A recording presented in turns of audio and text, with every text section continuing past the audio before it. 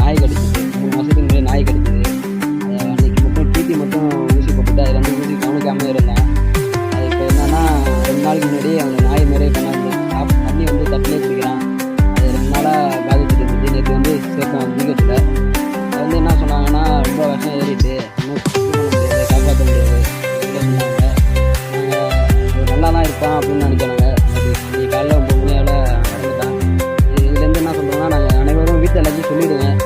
நாய் கடிச்சிருந்தா எதாக இருந்தாலும் வீட்டில் சொல்லிவிடுவேன். உடனடியாக ஆஸ்பத்திரியில் போய் இது பண்ணி ட்ரீட்மெண்ட் பண்ணுங்கள். விழிப்புணர்வாக இது பண்ணுறேன். எங்கள் ஃப்ரெண்டுக்கான மாதிரி வேறு யாருக்கும் ஆகக்கூடாது. அதுக்காக தான் வீட்டில் தெருவிலே இருக்கும்போது ஒரு காலில் கடிச்சிது, வலது போன காலில் கடிச்சிது நாய். அதை கடிச்சிட்டு இருக்கும்போது வீட்டில் சும்மா கூலி வேலைக்கு தான் போயிட்டு இருப்போம். ஒரு 22 வயசு தான் ஆகுது. கூலி வேலைக்கு தான் போயிட்டு இருப்பான். எந்த இதுவும் இருக்காது. எனக்கு வீட்டில் எதுவும் கேட்க மாட்டாங்க. வீட்டில் இருப்பான். அவங்க வீட்டில் எதுவும் சொல்லல. அவன் வீட்டில் சொல்லாதனால தான் அது மாதிரி ஆனது. அதனால் எல்லோரும் வீட்டில் சொல்லிவிடுங்க. ஏதாச்சும் ஆயிடுச்சுன்னா வீட்டில் சொல்லிவிடுங்க. அவங்க அப்பா சொல்லிவிடுங்க. டிடி வந்து திருவாரூர் பூந்தோட்டம் ஆரம்ப சுகாதாரத்தில் வந்து டிடி போட்டாங்கல்ல. அதில் வந்து ஒன்றுமே கவனிக்கலாம். அந்த ஊசி மட்டும் போடவே இல்லை. நீங்கள் ஒரே ஒரு நாள் கடிச்சு அன்றைக்கி மட்டும் ஊசி போட்டோம்னா அது வந்து வர சொல்லியிருக்காங்க. ஆரம்ப சுகாதாரத்தில் வர சொல்லியிருக்காங்க. அவங்க போல அவங்க வீட்லேயே எதுவும் சொல்லலை. அந்த வீட்டில் அவங்க எதுவும் கேட்கல.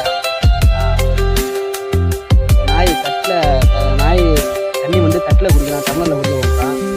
தொண்டையெல்லாம் வலிக்குது. இந்த நாய் ஒரு போகிறான், கொஞ்சம் நேரம் நடந்து போகிறான், அதுக்கப்புறம் சுருண்டை கீழே வந்துடுறான். அந்த நாய் அது தான் வெறிபிடித்த நாய்.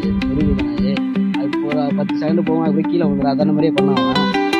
தண்ணி கூட தட்டில் தான் குடிக்கிறாங்க. மெடிக்கல் காலேஜில் வந்து நேற்று சாயந்தரம் 4 மணி